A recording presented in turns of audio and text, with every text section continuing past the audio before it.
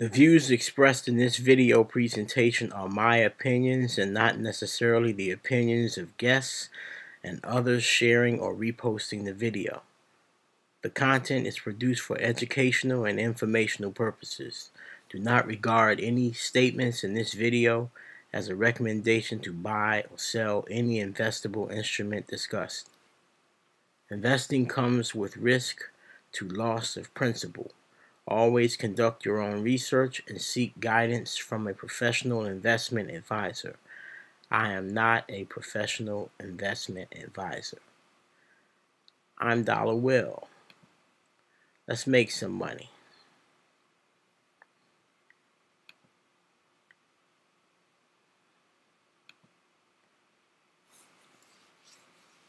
I have to tell you, sadly, the bear is back. This little run-up we've experienced in the market since the downturn, I think is over. I'm calling it. Based on a pattern I see in many charts. Let's see, let me put this line, put a little trend line here. And that pattern is a bearish engulfing candlestick. Let's see, what is a bearish engulfing candlestick? A bearish engulfing candlestick is, see the fat part of the candlestick here is green. You have the wicks, you have the a little stem sticking out the top, usually like on this one, and the stem sticking out the bottom. The stem sticking out the top and the bottom, that represents the high and the low. The bottom part is either the body is either the open or the close, depending on the direction it was moving.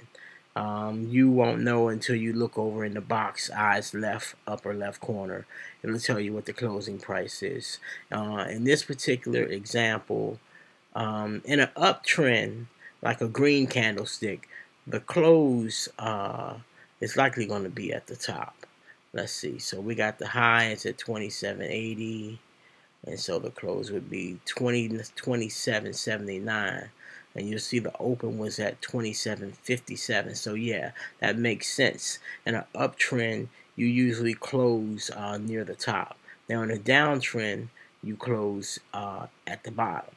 So in this case, we're going to be comparing the close of the candlestick on the 26th,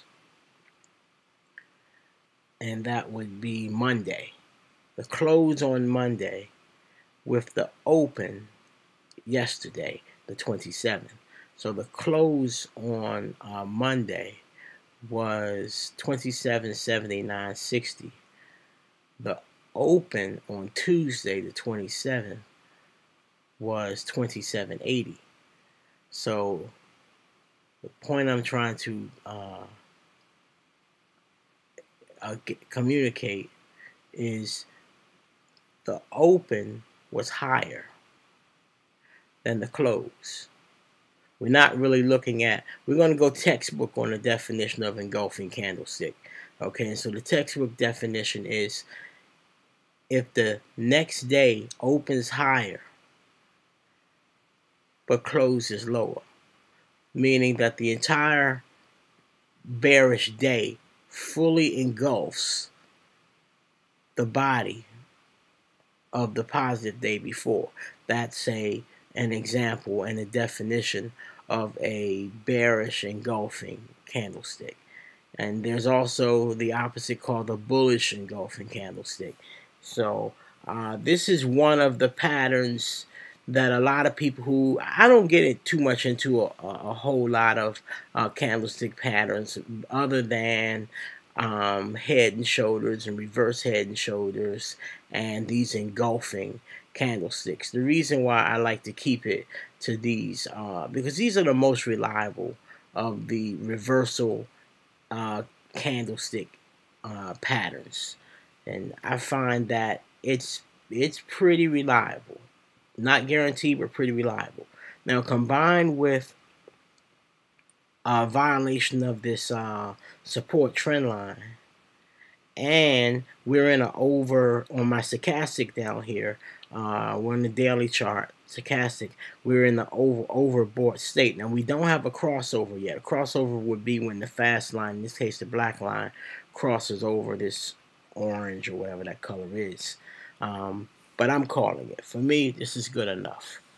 But you keep your eye on it. If I was making a trade, I would act right now. I would keep an eye on it, but it's going to take a lot to reverse that candlestick. But we'll see. So that is the S&P 500. What I'm going to do is just move along to all the majors, the S&P, the Dow, and the come on, the Qs, the NASDAQ. Okay. What we have here is a reverse of the S&P. It's a bear market ETF. It's a ETF that basically it shorts. It's a way to short the market. And what do you see here? You see the engulfing, bullish engulfing pattern, a candlestick, and you see the trend line violation, and you see us oversold. I believe we go higher. I would act on this. That's a buy for me. Now, warning about all of these ETFs. Now, these are the explosive triple leveraged ETFs that I'm pointing out. You really have to watch them because they don't always do what they should. I find as the trend goes on and people abandon their long position as opposed to buying put options as protection, sometimes these ETFs don't continue to rise, say in this case, as the market falls. So you kind of have to watch it. But other than getting out of the market altogether, in terms of the most explosive way to make money, this is it. This is it. But it is dangerous. It's not the kind of thing you should set that you like. It's not set and forget. You have to watch it, and you have to be ready to get out. So you definitely want to use your Fibonacci extensions and trend lines and trailing stops and all that good stuff with these ETFs because they are not predictable in that way. So this is not for you to put the lion's share of your money in because it is risky.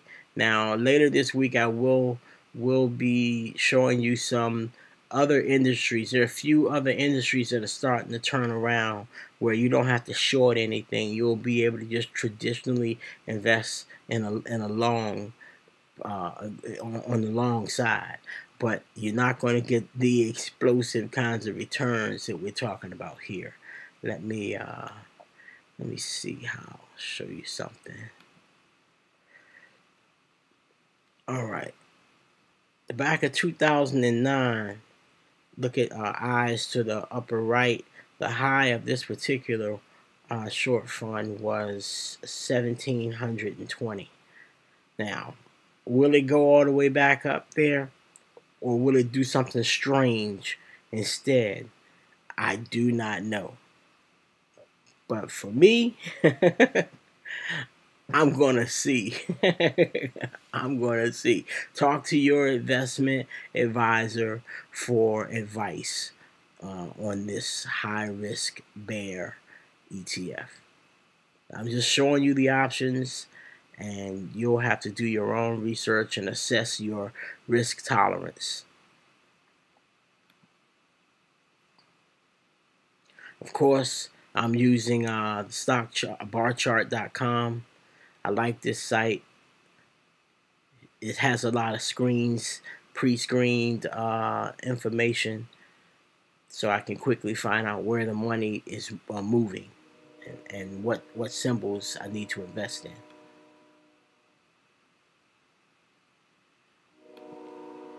Okay, in terms of explosive ETFs or risky, volatile, this is it. Now, this VIX, this is a double leverage VIX, meaning as the S&P 500 goes down, this goes up. Now, what we got right here? We got way back in 2010, eyes to the upper right. This will blow your mind. This is hard. It's hard to even for my mind to reconcile what I'm looking at. Okay, on this scale, the high was 28,087,500. Okay, that's hard. That's hard to even imagine. We're talking cryptocurrency kind of gain. Okay, you don't have anything cryptos to compare to this. Cryptos can't touch this. I'm not saying don't do cryptos. I'm just saying it's not the only game in town. So same symbol, just looking at it in the daily chart. So the low here, eyes upper left, the low was $4.66. Okay, it came down, and what do we see here? We see that it's not quite an engulfing candlestick, but it's a huge candlestick, and we did make a higher high. It doesn't engulf it, but it's a higher high, and it's good enough for me. Make up your own mind. Let me see. Let me get the trend line here.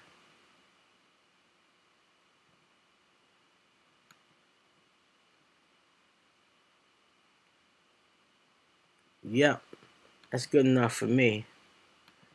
Let me take a look at the stochastic, see what that looks like. Now, you usually, if ever you have a choice between fast stochastic and slow, pick the slow.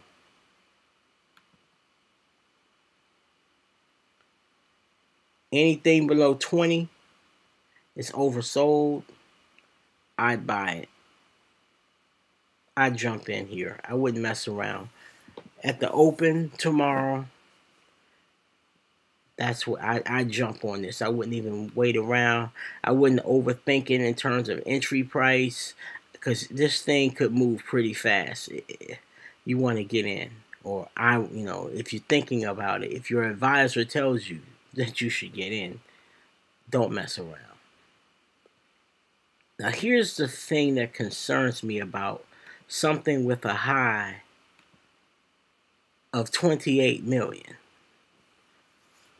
At some point, this thing is going to become, let's say,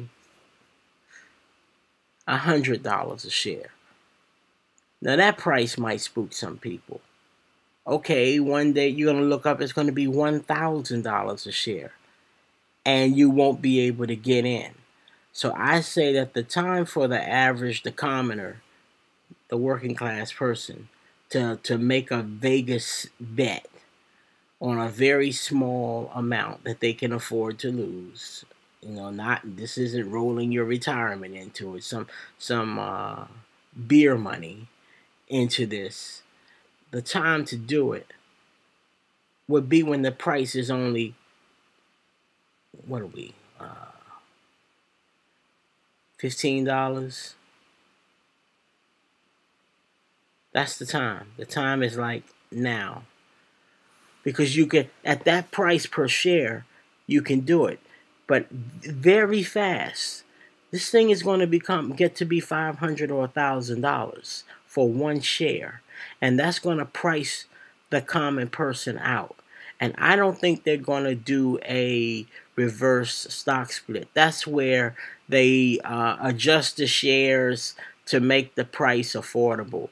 I don't think they're going to do it. I think that the once the price gets to be $1,000, they know that only institutional investors and basically very rich people will be buying this. So the time for working class folks to get it is while it's affordable. If you only have $100 to invest in this or $200, I think in pretty record time the price is going to jump to be more than $100 or $200. So don't let this get away from you. Keep your eye on it. Just passing along the information. Okay. I'm not going to spend a lot of time talking about the Dow. This here is the Dow. I'm not going to spend a lot of time because it's the same story as the S&P. Not much to say other than one, it has not yet broken a trend line, but we do have a bearish engulfing candlestick. I checked it. It just hasn't broken the trend line, and we are overbought. So I believe we go lower. We'll see.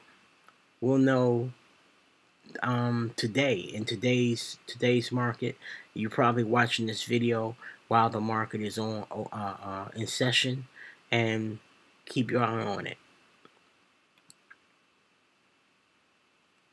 Yeah, I think we go lower.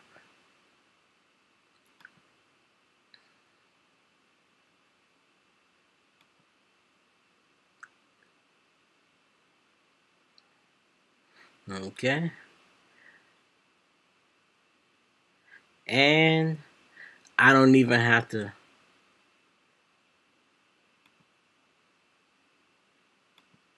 be so convincing that we have make much of an argument that we have a bearish engulfing candlestick right there. Okay, we just haven't broken the trend line, and this here is the NASDAQ. This is the NASDAQ. So all of your tech stocks are here. So the Dow and the S&P have a lot of industrials in it. The NASDAQ has a lot of course, tech stocks in it. And there are a few tech stocks that are also in the NASDAQ and the S&P 500. The point I'm trying to make here is in all three major indexes, they all have a bearish engulfing candlestick, and they all move close together. Okay, so people think that they can diversify by putting a little in the S&P and a little in the NASDAQ, and they think that they're safe. You're not. They all are correlated together. They all go up and down pretty much together. Not exact, but essentially. Okay, and they're all falling now, I believe. We'll see tomorrow. I believe that trend line is gone. It's just going to be broken at the open. Before the market even opens, I think it's already going to be falling. We'll see. All right.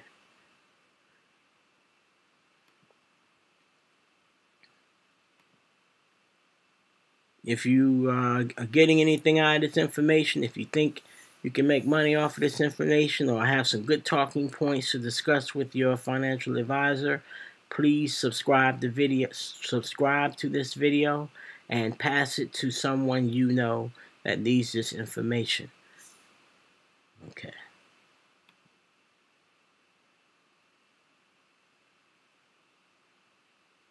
Last but not least, here is one that I recommend. That I don't want to say that word recommend. No, I'm not recommending anything. This is one that I like. This is a small cap bear fund. And it is what it says it is. It's a bear. It goes up as the small caps come down. And these are your smaller companies that have risen, and you're capitalizing off of the decline of these smaller companies. The smaller companies generally rise higher because they're so small. Their market share is so small. They have a lot of room to grow in the market, and they generally cost less per share.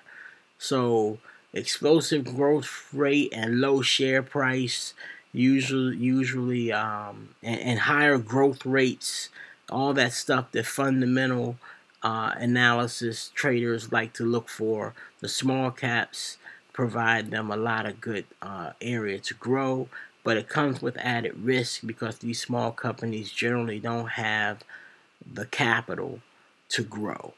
So they are not as safe as, say, the bigger companies. Now, in a bad environment or slowing economy or major technical correction, the small caps get crushed because they don't have the money to survive tough times. Selling stock is one way companies make money. If the market is in a downturn, they can't make money by selling stock. This is the time period where bigger companies come and buy them up. But it doesn't necessarily mean, when you're in a bear market, it doesn't mean that the price will go up because of an acquisition. So don't play that game. But the smaller companies are more susceptible to decline faster and farther than bigger companies. So in order to profit from that, this symbol TZA, is a good way to do it. I'm gonna show you the high. It's not a ridiculous $1 million high. I'm gonna see where it is. It's good enough. 37,579.20, and the price right now is $10. Now, at some point, it's going to be $1,000. Will you still want to buy it? Probably not. I'm looking at a quarterly chart right here. So for you volume watchers, looking at this red, just remember it's a quarterly chart. Let me put it on I'll try a weekly. So you haven't overtaken the candlestick there. Let me give you a daily. You guys know volume. I watch volume after the fact. It's nice to look at after the fact. But I've usually already made my purchase before the volumes. Now for you volume watchers, I guess this would be a buy for you, that you have a big green candlestick that was bigger than the previous day or 2 days. Well, the trend line and the engulfing candlestick is my buy signal, and it usually corresponds with increasing volume. So that's kind of why I got out of looking at volume, because by the time I get my engulfing candlestick, like I said, most of the time the volume it corresponds with it. Well, that's all I have. Like the video, comment, and subscribe. Like I said, pass it on. And stay tuned for another video about housing, for people who are wondering, how is this market going to affect real estate.